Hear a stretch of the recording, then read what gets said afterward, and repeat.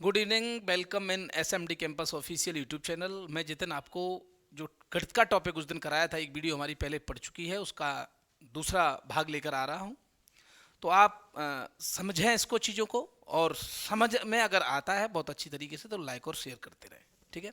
सबसे पहले तो मैंने जो आगे पिछला बताया था उसका कुछ भाग फिर दोबारा से पुनः बता देता हूँ। जो लोग नए देखेंगे इसको तो वो समझें इस चीज़ को कि पिछला भाग देख लें पहले। जैसे एसआई, एसआई यानी सिंपल इंटरेस्ट,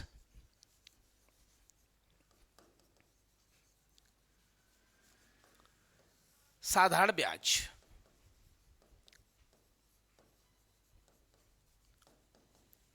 समझे इसको। मैंने सबसे पहले बताया था रेट क्या है। रेट क्या है? तो रेट है दर, और दर क्या है कि 100 रुपए पर, 100 रुपए पर एक वर्ष में मिलने वाला ब्याज है। 100 रुपए पर एक वर्ष में मिलने वाला ब्याज दर कहलाता है।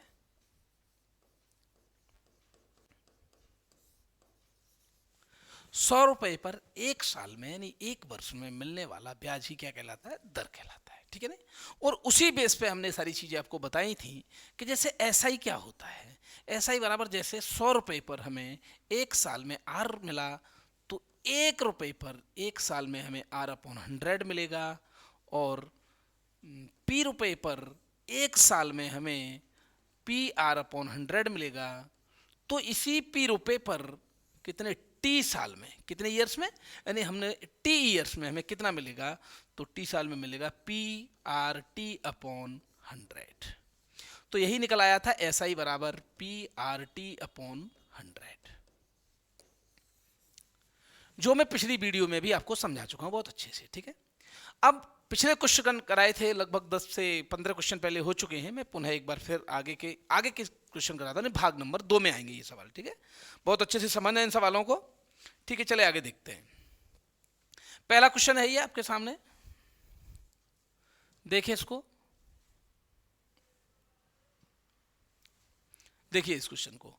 ये है क्वेश्चन कि 5400 रुपये 5 साल में 6666 रुपये हो जाते हैं। यदि ब्याज की दर 2% ज्यादा होती तो यह धन 5 साल में कितना हो गया होता।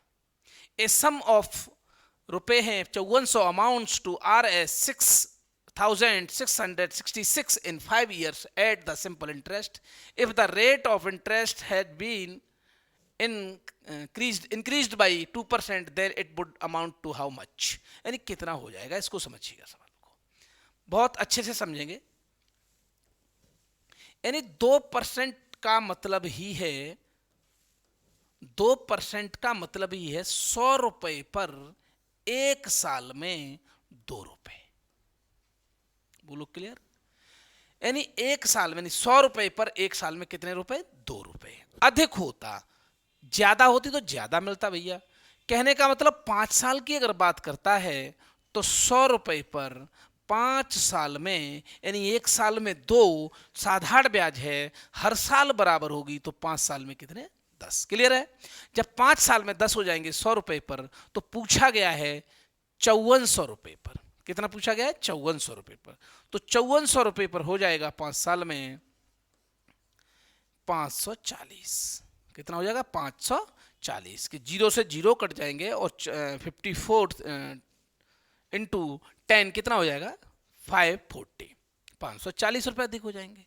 अब देखिए हमें कितना मिल रहा था अमाउंट? 666 ये मिल रहा था, और इसमें कितने और ज्यादा हो जाएगा? 540 ज्यादा हो जाएगा। तो कहने का मतलब 60 और ये 2 7206 ये हमें मिलेगा। बोलो क्लियर। इतना ज्यादा मिल जाएगा, ये समझ में आ गया होगा आपको अच्छे से, ठीक है। देख लीजिए, यानी 100 रुपए पर एक साल में 2 अधिक होता, तो 100 रुपए पर 5 साल में 10 अधिक होगा, फिर 5400 रुपए पर 5 साल में 540 अधिक होगा। पहले हमें मिल रहा था 6666 रुपए, तो 540 और ज्यादा मिल जाएगा। तो इस तरीके से कितना मिल जाएगा? 7206 रुपए। बोलो क्लियर है ना। नेक्स्ट क्वेश्चन, अगले सवाल पर चलते हैं। अगले सवाल पे देखिए इसको,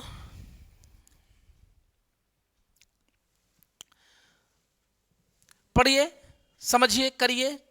साधारण ब्याज की दर से 2200 रुपए की राशि 3 वर्षों में 2652 रुपए हो जाती है। यदि ब्याज की दर 1% घटा दी जाए तो नया ब्याज क्या होगा। इस बार पूछ रहा है, अमाउंट नहीं पूछ रहा, ब्याज पूछ रहा है। ब्याज क्या होगा, बहुत आसान है। देखिए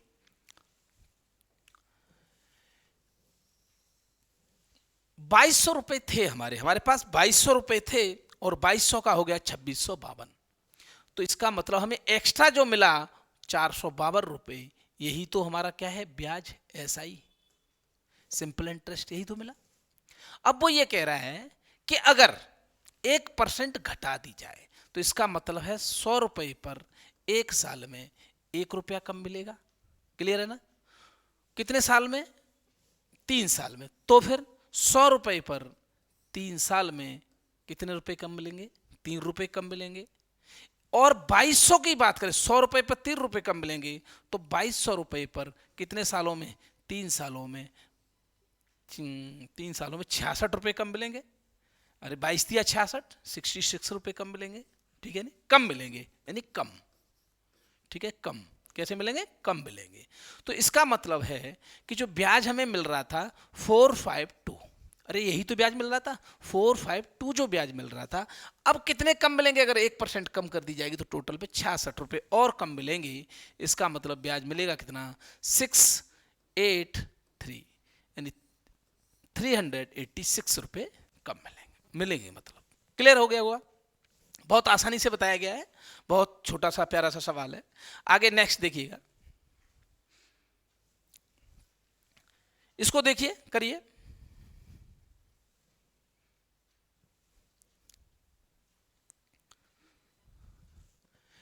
ये जो सवाल है वो कह रहा है आपका 6000 रुपए को 2 भागों में इस प्रकार बांटा गया है कि एक भाग को 4% की दर से तथा दूसरे भाग को 5% की दर से उधार दे दिया गया। दोनों से 2 साल में 560 रुपए ब्याज प्राप्त होता है, तो 4 और 5% पर कितना कितना रुपया उधार दिया गया था।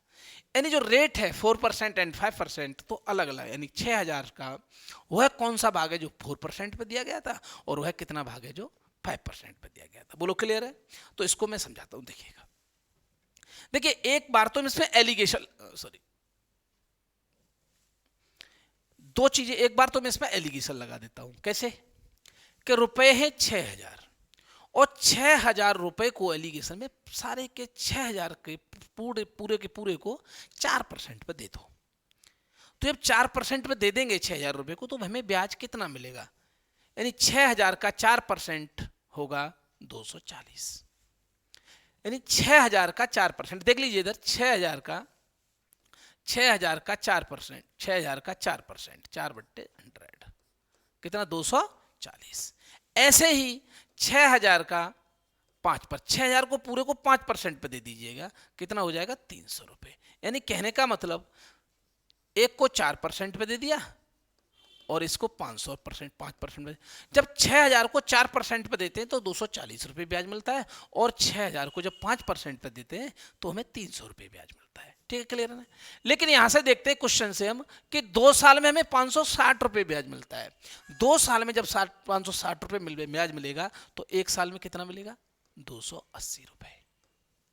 ठीक है, तो एक ये 4% पे 240 मिलता है, 5% पे 300 मिलता है, और ऑल ओवर 1 साल में सब पे कितना मिलता है, 280 रुपए। तो एलिगेशन में ये करते हैं, क्रॉस करेंगे पहले तो, और जिसमें जो ज्यादा से कम वाला घटा देते हैं 20।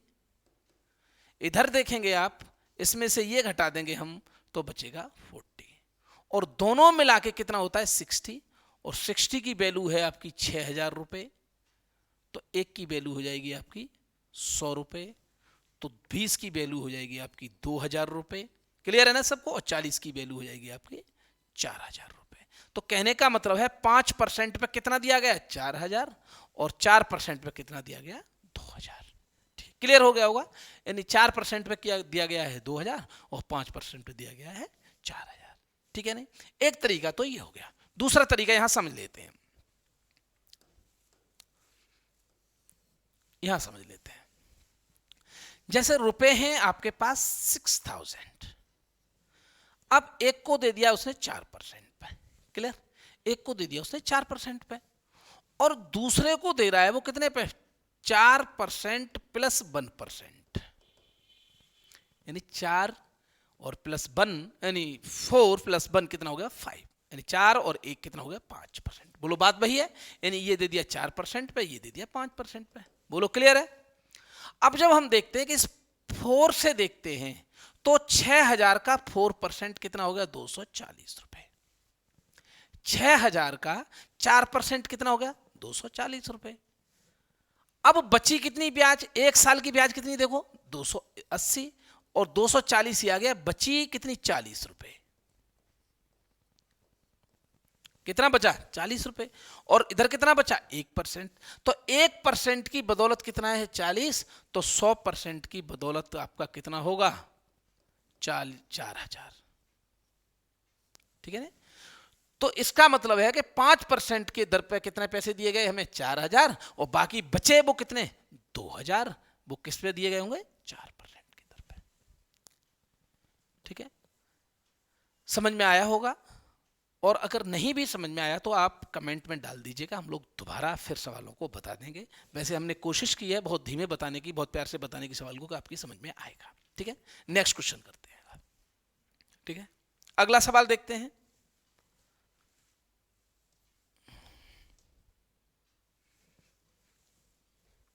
अगला सवाल है 7000 रुपए को दो ऐसे भागों में बांटा, पहले को 5% को, दूसरे को 7% की दर से उधार दे दिया गया, 3 साल में कुल 1200 रुपए प्राप्त हुआ, तो दोनों दर से कितना कितना। तो इस सवाल को भी वैसे ही कर सकते हैं आसानी से। देखिए कैसे, दूसरे वाले कायदे को समझ लीजिए। कितने रुपए 7000, 7000 को पहले कितने परसेंट से 5% से, फिर कितने परसेंट से 5% प्लस 2%, बोलो हो गया ना 7%। अब 3 साल में देखेंगे आप, 3 साल में कितने 1200, यानी 3 इयर्स में कितने रुपए मिलते हैं 1200 रुपए ब्याज मिलती है, तो 1 साल में कितना मिलेगा आपको 400 रुपए, ठीक है। ये बात समझ में आ गई होगी। यानी क्योंकि साधारण ब्याज है और हर साल बराबर रहती है, तो 3 सालों में जब 1200 रुपए मिलते हैं हमें, तो 1 साल में कितने मिलेंगे 400 रुपए। जब 1 साल में हमें 400 मिलेंगे तो ये 7000 है, और 7000 का 5%, देखो सेम कर लिया हमने, 7000 का 5% कितना हो गया, यानी इधर देख लेते हैं, 7000 का 5% कितना हो गया 3500 रुपए। बोलो, तो ये 3500 यानी सॉरी 350 रुपए, कितना होगा 350 रुपए, ठीक है। तो 7000 का 5% 350 रुपए। अब बचा कितना, हमें ब्याज तो मिलता है 400 रुपए, कितना ब्याज मिलता है 400 रुपए, 5% की दर से कितना मिल गया 350, बचा कितना 2%, और इधर कितना बचा 50 रुपए, ठीक है। अरे 400 में से 350 निकाल देंगे तो कितना बचेगा 50, यानी 2% की वैल्यू 50 रुपए है, तो 1% की वैल्यू कितनी हो जाएगी 25 रुपए हो जाएगी। जब 1% की वैल्यू 25 हो जाएगी तो 100% की वैल्यू 2500 हो जाएगी। कहने का मतलब ये है कि जो 7% पे धन दिया गया था वो 2500 रुपये है, और बाकी बचा 4500 रुपये वो दिया गया था 5% पर। क्लियर, ठीक है ना, समझ में आया होगा मेरे हिसाब से। तो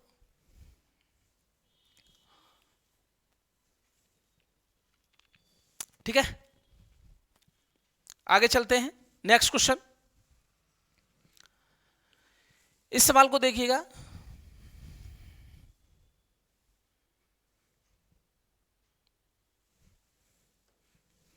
ये कह रहा है कि 24,000 रुपए को 3 भागों में इस प्रकार बांटा गया है कि पहले भाग को 6% की दर से 4 साल के लिए, दूसरे भाग को 5% की दर से 6 साल के लिए, तथा तीसरे भाग को 8% की दर से 5 साल के लिए दिया गया।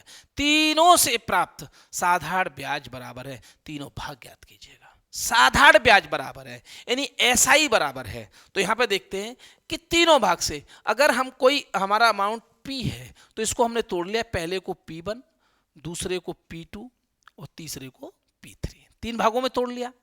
इसको हमने R1 रेट से, इसको हमने R2 रेट से, इसको हमने R3 रेट से।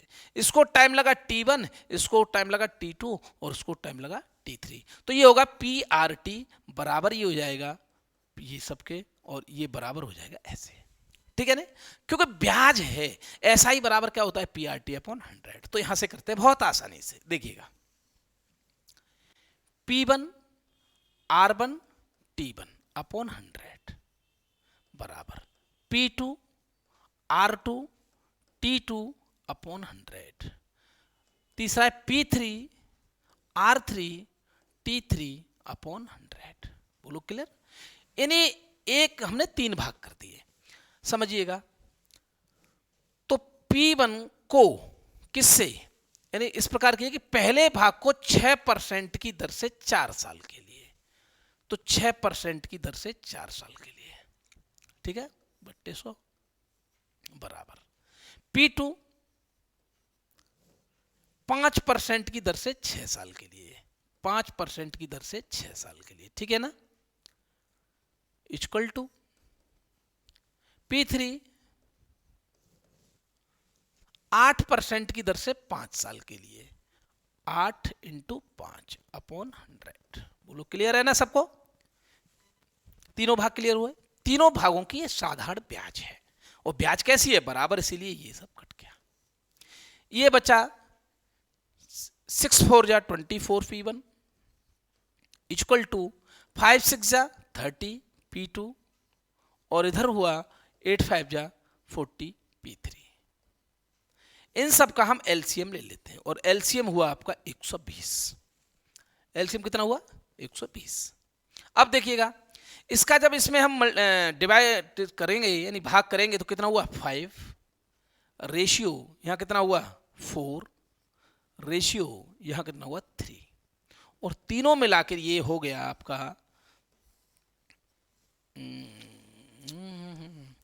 5 4 9 9 और 3 12, और 12 की वैल्यू है 24,000। कितनी है, 24,000, ठीक है। 12 की वैल्यू कितनी है 24,000, तो 1 की वैल्यू हो जाएगी आपकी 12 2 जा 24 2000। 1 की वैल्यू हो जाएगी कितनी 2000 रुपए। बोलो सही है, ठीक है। यानी 1 यूनिट की वैल्यू जब 2000 हो गई तो 5 यूनिट की वैल्यू यानी P1 5 यूनिट की वैल्यू कितनी हो गई 10,000, यानी 2000 इंटू 5 10,000, ठीक है ना, क्लियर। P2 यानी 4 की वैल्यू कितनी हो जाएगी 8,000, और P3 यानी इसकी वैल्यू हो जाएगी 6,000, ठीक है। ये जोड़िए 10 और 8 है 1800 और 2400, इस तरीके से ये धन अलग अलग पार्ट हो गए। तो P1 आ गया 10,000, P2 आ गया 8,000 और P3 आ गया आपका 6,000। बोलो समझ में आया होगा, ठीक है ना। तो ये है ऐसा ही बराबर थी, इसीलिए हमने तीनों पार्ट अलग कर दिए। P1 R1 T1 बराबर P2 RT T2 बराबर P3 RT T3, और अपन 100 तो होता ही है। बोलो क्लियर है ना, ठीक है। नेक्स्ट क्वेश्चन आगे देखते हैं।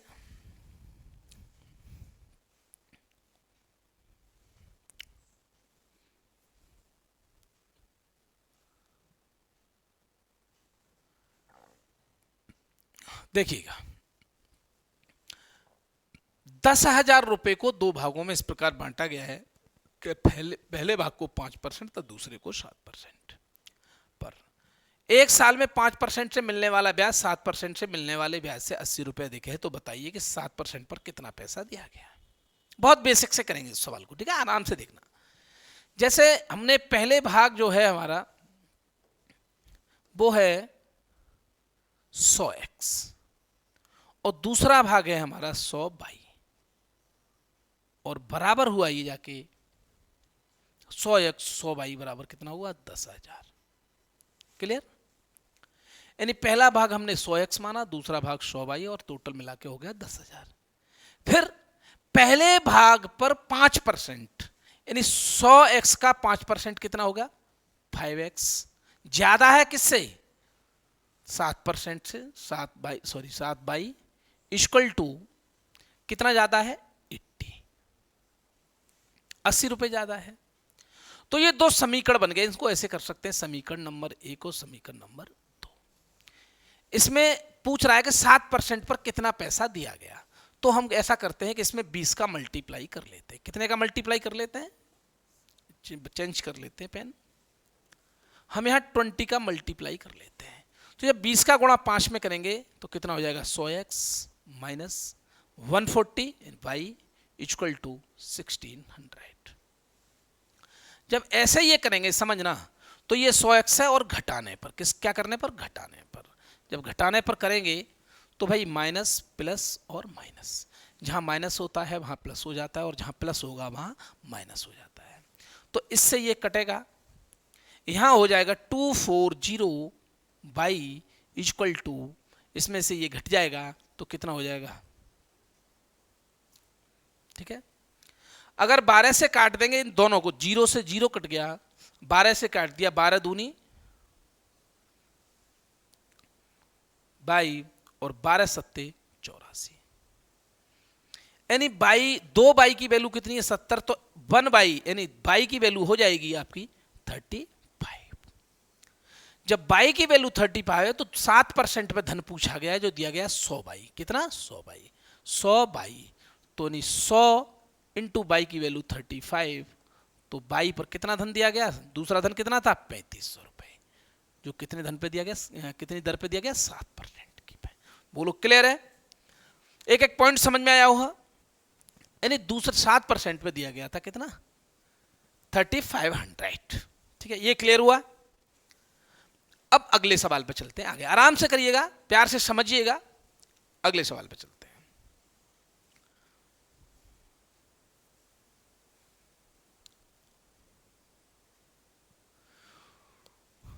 ₹29,000 को 3 भागों में इस प्रकार बांटा गया कि पहले भाग को 10% की दर से 6 साल के लिए, दूसरे भाग को 4% की दर से 5 साल के लिए तथा तीसरे भाग को 5% की दर से 16 साल के लिए दिया गया।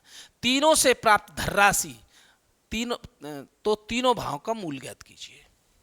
तीनों से प्राप्त धनराशि, अब की बार ब्याज बराबर नहीं है, अमाउंट बराबर है। क्या बराबर है? अमाउंट। समझिए कैसे।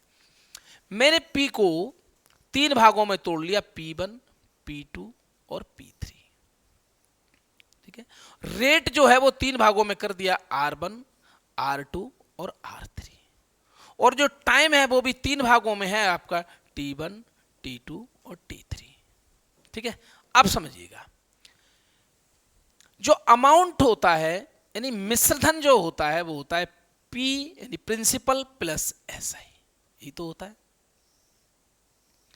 अब इसी बेस पे मैं इस क्वेश्चन को करता हूं कि पहला भाग है, पहला अमाउंट होगा P1 प्लस यानी मूलधन प्लस उस पर मिलने वाला ब्याज, P1, R1 और T1 अपॉन 100।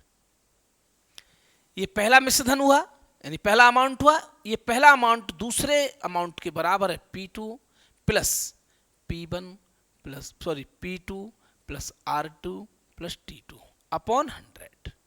ये फिर बराबर हुआ P3, क्योंकि तीनों बराबर हैं, P3 प्लस फिर ब्याज P3, R3 और T3 अपॉन 100। बोलो क्लियर है ना? तो देखिए इसका जब इसमें 100 करेंगे तो कितना हो जाएगा? 100 P1 प्लस P1 तो यह है ही, R कितना है? पहले भाग को 10 की दर से 6 साल के लिए, 10% की दर से 6 साल के लिए, 10 इंटू 6 अपॉन 100 इक्वल टू, यहां 100 हो जाएगा तो 100 P2 प्लस P2 इंटू दूसरा कितना है? देखिए 6 साल के लिए, 10 साल 6, दूसरा है 4% की दर से 5 साल के लिए, 4% की दर से कितना?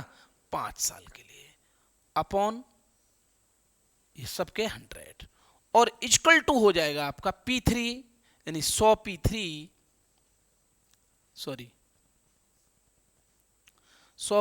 क्योंकि इसका मल्टीप्लाई यहां हो जाएगा प्लस P3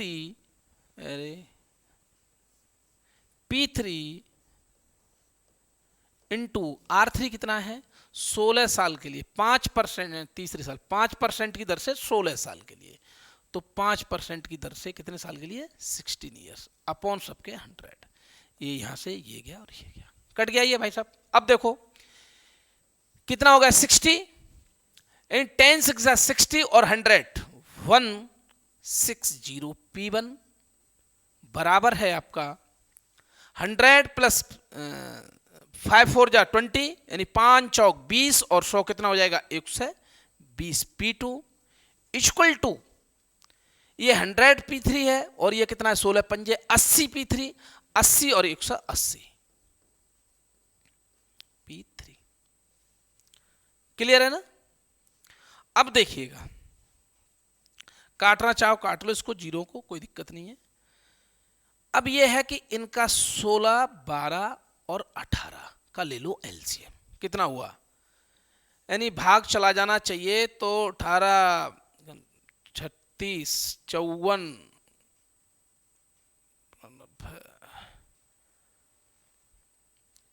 18 पंजे 90, पंजे 80 नहीं जाएगा, 18 छिक्के, चलो इधर देख लेते हैं, कोई दिक्कत नहीं है।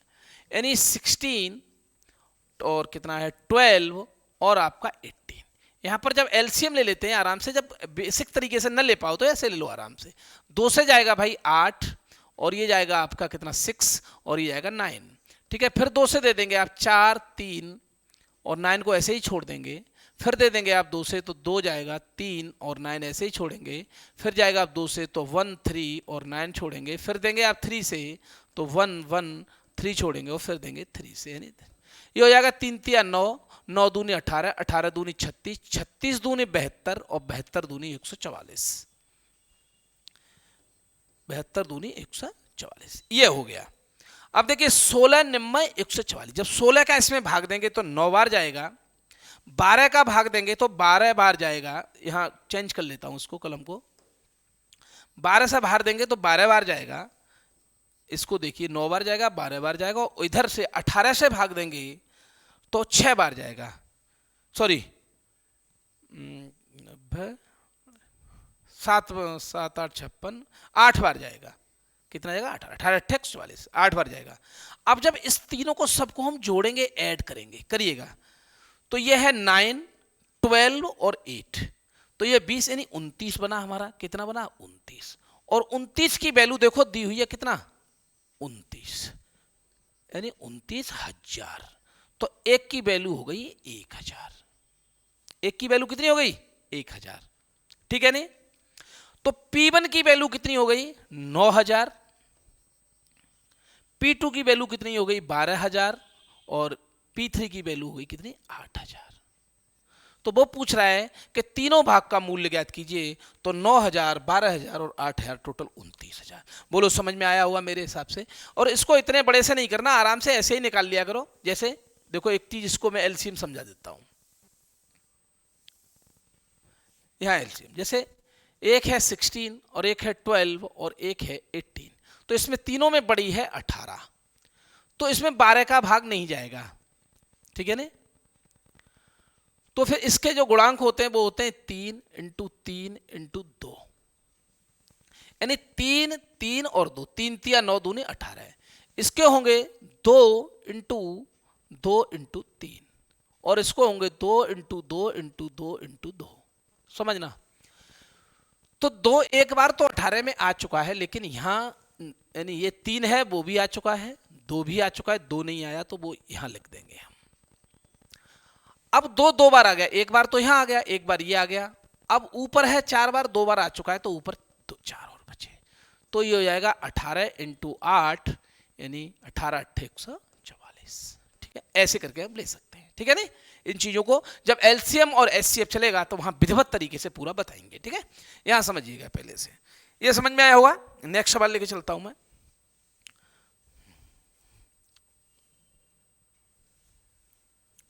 समझिए, 2 बराबर धन एक ही समय पर 12% और, देखिए पहले यहां इसका कंसेप्ट समझिएगा। कंसेप्ट ये है कि ये है, यहां समझाता हूं। जब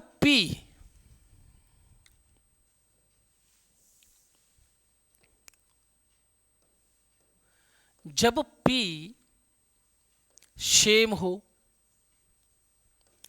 अमाउंट यानी मिश्रधन सेम हो, तो फिर SI भी सेम होगा, क्योंकि अमाउंट बराबर ही तो होता है P + SI, और जब ये भी सेम है ये भी सेम है तो ये कहाँ जाएगा, ये भी कैसा होगा, सेम ही होगा, ये भी कैसा होगा, सेम ही होगा। बोलो, यानी A बराबर P प्लस एस आई, तो जब ये और इसके बराबर है तो एस आई भी इक्वल होगा। बोलो, ठीक है, तो एस आई भी इक्वल होगा। ऐसी स्थिति में जो एस आई है वो किसके निर्भर करता है, एस आई बराबर आर टी।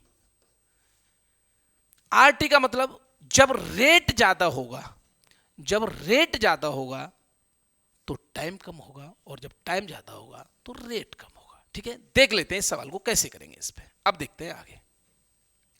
देखिए, दो बराबर धन एक ही समय पर 12%। अब देखो रेट, ऐसा ही किस पर, रेट और टी कर लेते हैं। ठीक है, अपोजिट होते हैं।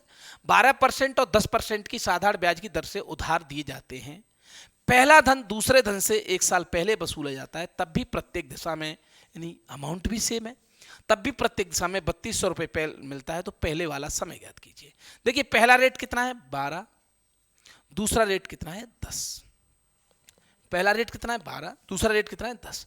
तो इसका जो है टाइम हो जाएगा 10 और 12, यानी 2 पंजे 10 और 2 छिक्के 12। कोई दिक्कत? तो एक साल पहले वसूला जाता है। यहां भी अंतर कितना आ रहा है, एक की वैल्यू 1 साल। अरे 1 साल ही तो पहले वसूला जा रहा है, और यहां भी अंतर कितना आ रहा है, डिफरेंस 1। तो 1 की वैल्यू 1, तो 5 की वैल्यू 5 साल, और 6 की वैल्यू 6 साल। 1 की वैल्यू 1, तो 5 की वैल्यू 5, 6 की वैल्यू 6। ठीक है, तो पहला वाला जो धन है वो कितने साल लगा रहा, 5 साल। यही पूछ रहा है, कुछ नहीं पूछ रहा है, यही क्या है आंसर। बिल्कुल सिंपल है। अरे 12%, फिर 10%, टाइम अपोजिट हो जाएगा, 10% और 5%, वो 12%। 2 5 जा 10 और 2 6 जा 12। सही है। अब 1 5 और 6, समझिएगा अंतर कितना है 1 का, और यहां कह रहा है कि 1 साल पहले वसूला जाता है। तो 1 की वैल्यू 1, तो 5 की वैल्यू 5 और 6 की वैल्यू 6। पहले वाला धन कितने साल लगा रहा, 5 साल, और दूसरा वाला धन 6 साल। तो कौन सा पूछा गया है, पहले वाला, तो कितना हो जाएगा 5 साल। ठीक है ना, करेक्ट। आगे चलते हैं, समझ में आया होगा। एक और ऐसा ही सवाल एक और देख लेते हैं। देखो, ये भी ऐसा ही है, इसको देखो प्यार से, इसको देख लीजिएगा। दो बराबर धन एक ही समय पर 8% और 60% की दर से उधार दी जाते हैं। और पहले देखिए, पहला आर और दूसरा क्या है टी। क्लियर है। दो बराबर धन एक ही समय पर 8% और 7%, तो 8/7। टाइम कितना हो जाएगा, 7/8। अपोजिट हो जाएगा। अरे जब प्रिंसिपल सेम है, अमाउंट सेम है, तो ऐसा ही भी इक्वल होगी, और जब ऐसा ही इक्वल होगी तो आर टी पर निर्भर करेगी। आर और टी एक दूसरे के अपोजिट होंगे। तो यहां पे देखते हैं कितना पहले वसूला गया है, 1, और वो कह रहा है नहीं 1 नहीं 6 महीने, यानी 1/2 ईयर, यानी इसको कह सकते हैं 0.5 ईयर, या इतना रहने दो कोई दिक्कत नहीं। 1 की वैल्यू कितना 6 महीने, और 6 महीने का मतलब 1/2 ईयर। तो 7 की वैल्यू, यानी 7 × 1/2, कहने का मतलब 3.5 साल लगा रहा। और 8 की वैल्यू, यानी 8 × 1/2, मतलब 4 साल लगा रहा। बोलो क्लियर है। तो अब क्या कह रहा है कि अब समय नहीं पूछ रहा है, इसमें पूछ रहा है मूलधन। तो समझिए अब यहां से, अब हम चाहे तो इससे निकाल लें तो ये समय लेना पड़ेगा, हम जब इस दर से निकालेंगे तो हमें ये समय लेना पड़ेगा। अब देख लीजिए इधर, जैसे 100 रुपया है, और 100 रुपये पर 7% की दर से, कितने परसेंट की दर से, 7% की दर से, और कितने साल के लिए, 4 ईयर्स के लिए। कितना ब्याज मिला, ब्याज मिलेगा 28, और मिश्रधन कितना हो जाएगा, यानी कहने का मतलब एसआई जो है वो कैसा कितना हो जाएगा 28, तो मिश्रधन हो जाएगा 128। सही है ना। अरे 7 4 जा 28, 7 चौक 28, कहने का मतलब 100 रुपए थे, 28 ब्याज मिलेगा, तो 128 हो जाएगा, 128 हो जाएगा। बोलो क्लियर है। और वो कह रहा है कि हर दिशा में कितना अमाउंट हो रहा है, 2560 रुपए, 2560, और हमारा अमाउंट कितना निकल रहा है 128। तो 128 की वैल्यू है 2560, तो 1 की वैल्यू हो जाएगी 20। जब 1 की वैल्यू 20 हो जाएगी तो 100 की वैल्यू हो जाएगी आपकी 2000 रुपए। ठीक है, यही आपका क्या है, मूलधन। क्लियर है? ठीक है, समझा होगा, अच्छे से समझ में भी आया होगा।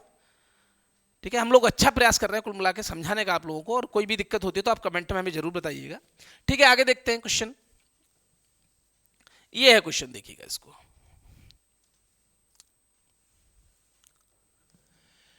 कुछ साल में मूलधन और मिश्रधन का अनुपात 5:6 और 5 साल बाद यह अनुपात 4:7 हो जाता है, तो ब्याज की दर क्या होगी? देखिए समझिएगा, रेट क्या होगी, कैसे निकालेंगे सवाल को। P अपॉन ए, यानी प्रिंसिपल अपॉन अमाउंट कितना है, 5:6, और आफ्टर 5 ईयर ये हो जाता है कितना आपका, 4:7। यानी कहने का मतलब ये है कि मूलधन तो साधारण ब्याज पर हर साल समान रहेगा। बोलो, प्रिंसिपल समान रहेगा, लेकिन यहां तो अलग अलग हो गया, 5 हो गया, 4 हो गया, तो हम समान कर लेते हैं। और समान कैसे कर लेते हैं, आसान तरीका मानकर कि हम 5 को या 4 को समान मान लेते हैं, यानी 100 पर ज्यादा आसान होगा। तो इसमें हम मल्टीप्लाई कर देंगे 20 का, तो कितना हो जाएगा, 100 हो जाएगा। और इधर मल्टीप्लाई कर देंगे हम 25 का, तो भी 100 हो जाएगा, क्योंकि मूलधन तो समान होगा। दोनों जगह जब 100 हो गया, तो जब 25 का यहां किया है तो यहां भी 25 का करेंगे, तो मिश्रधन हो गया 175, और यहां जब 20 का किया है तो यहां भी 20 का करेंगे, यहां हो गया 120। कहने का मतलब ये है कि कितना बढ़ा ये, 55। कितना बढ़ा, 55। 100 रुपए पर 5 साल में कितना बढ़ गया, 55। तो 1 ईयर में कितना बढ़ जाएगा, 11। यानी 5 11 जा, यानी ऐसे कह दिए 11 पंजे 55, 11 का 5 में मल्टीप्लाई कर देंगे तो क्या हो जाएगा, 55। तो जब 5 की वैल्यू 55 है तो 1 की वैल्यू हो जाएगी 11, यानी 11। और 100 रुपए पर 1 साल में मिलने वाला धन ही रेट कहलाता है। बोलो क्लियर, हाँ या ना, समझ में आया होगा। तो यही है कि हमने कुछ सवालों को आपके सामने ये दूसरा टॉपिक रखा, समझ में आया होगा आप लोगों को, तो जरूर लाइक कर दीजिएगा, शेयर कर दीजिएगा, और आप अगर खुद को पसंद आया तो दूसरे लोगों को भी सलाह दीजिएगा कि वो चैनल को सब्सक्राइब करें, लाइक करें और शेयर करें। ठीक है नहीं, हम ऐसी ही नेक्स्ट वीडियो अपने समय पर लाते रहेंगे, डेली के हिसाब से लाते रहेंगे। पढ़ते रहिएगा आप, देखते रहिएगा। बहुत बहुत धन्यवाद। SMD कैंपस पर आपको एक और चीज़ बताई जा रही है कि हमारा SMD कैंपस लर्निंग ऐप है, वहाँ भी जाइए, आप उसको प्ले स्टोर से डाउनलोड कीजिए, और उस पर जो मटेरियल है, स्टडी मटेरियल मिलेगा आपको, टेस्ट, मॉक सीरीज सब कुछ मिलेगा, आप वहाँ देखिए। बहुत बहुत धन्यवाद, बहुत बहुत धन्यवाद।